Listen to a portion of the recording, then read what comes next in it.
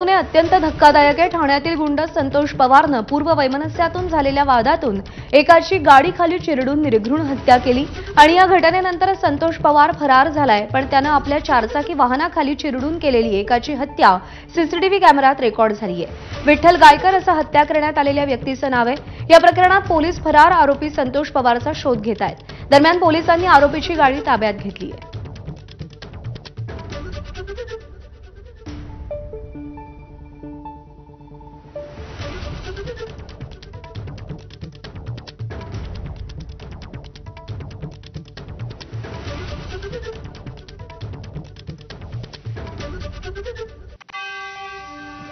सदर इसमास आरोपीने त्यांच्या पूर्व वैमनस्यातून गाडी अंगावर घालून ठार मारलेले आहे। तर सदर गुन्ह्याच्या तपासामध्ये एका आरोपीस ताब्यात घेण्यात आलेले असून त्याची विचारपूस चालू आहे। त्याच्या अनुषंगाने पुढील आरोपींचा देखील शोध घेण्यात येत आहे आणि पुढील कार्यवाही करण्यात येत आहे। परप्रांतीयांसाठी लवकरच मराठी शिकण्यासाठी ॲप विकसित केलं जाणार आहे।